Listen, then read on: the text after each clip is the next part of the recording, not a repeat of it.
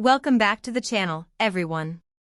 If you're new here, smash that subscribe button, hit the bell, and join the family. We post raw, real stories every week that hit you right in the feels and leave you thinking. Today is one of those stories.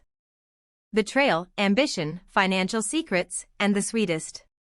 It started like any perfect Sunday in our little bungalow up in Seattle's Queen Anne neighborhood.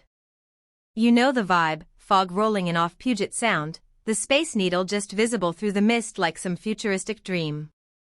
Rain tapping softly on the roof.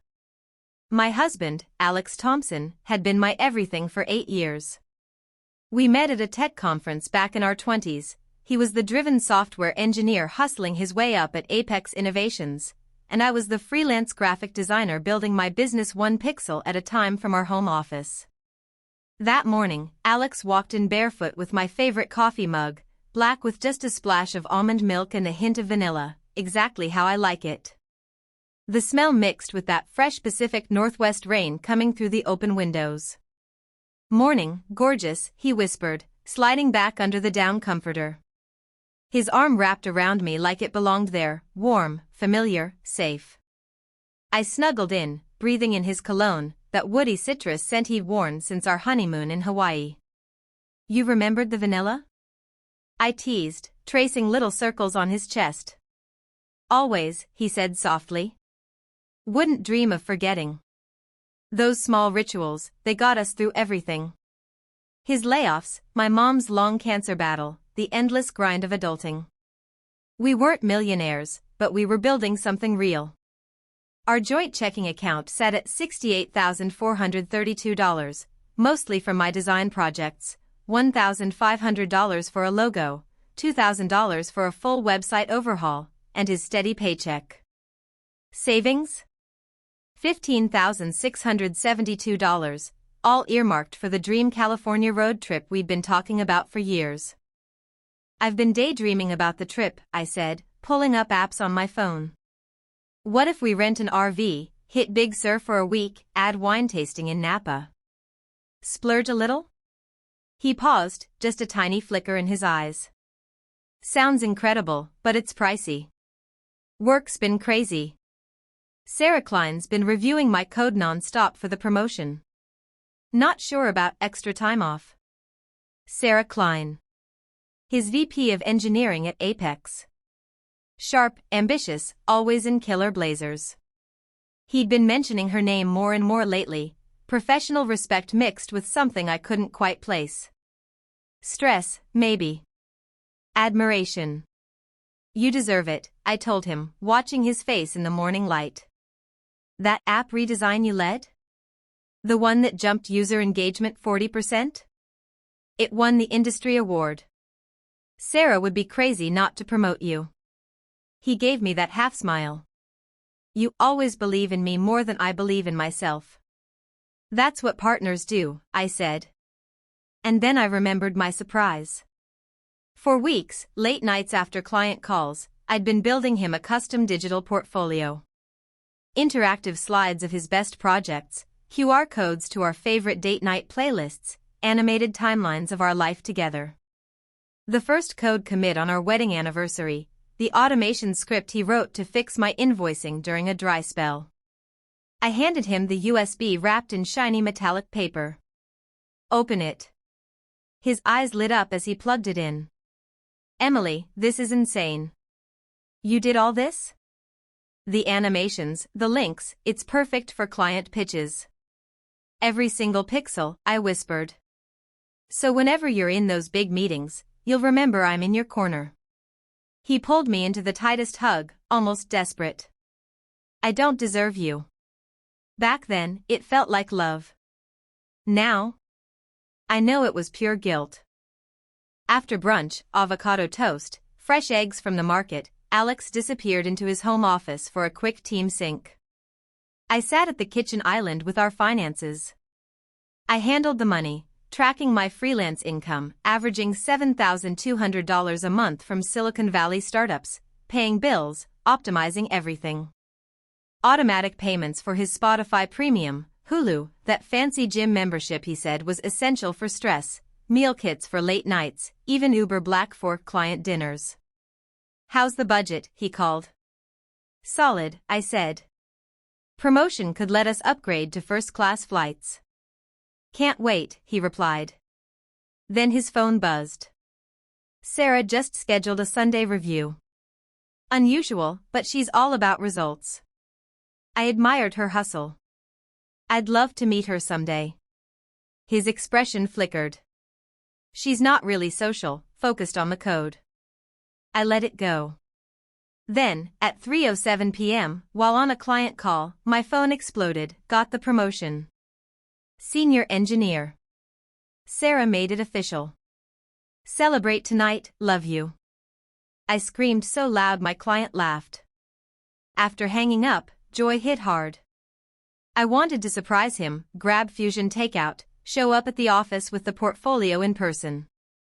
I changed into my favorite floral sundress, the one he always said made my hazel eyes glow, grabbed the gift bag, and drove 30 minutes downtown through the rain. Apex's building was all glass and tech cool. Lobby buzzing. Reception guy, Mike, gave me a weird smirk. Emily Thompson, here for Alex. Surprise for the promotion.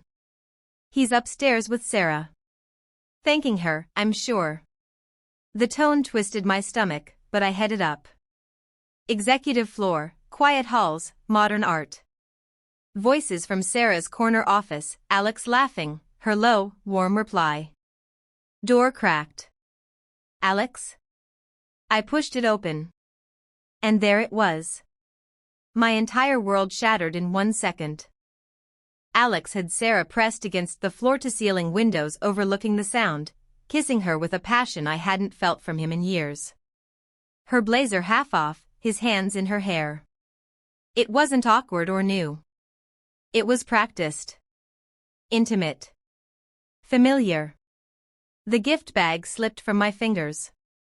The USB hit the floor with a clack. They froze. Her lipstick on his collar.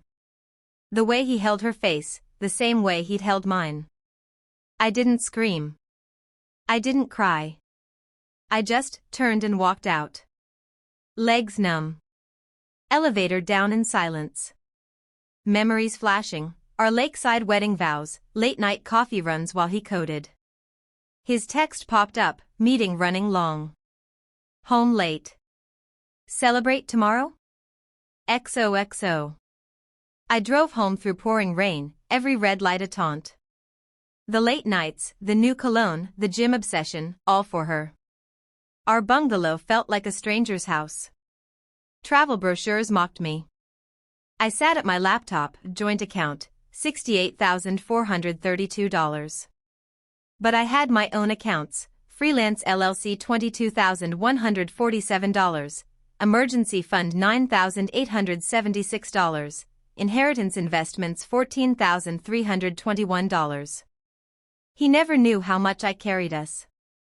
I started canceling. Visa, fraud, cancel now, $30,000 limit gone.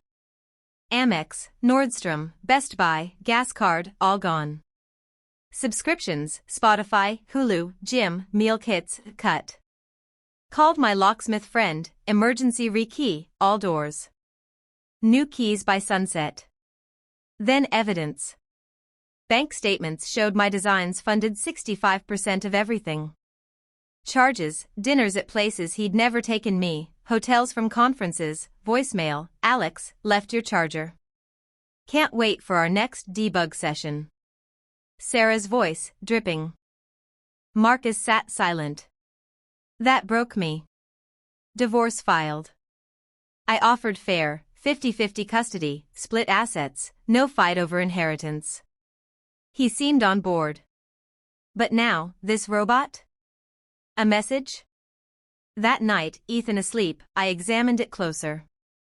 Googled the components, microphone, GPS tracker. A bug. Spying. Why?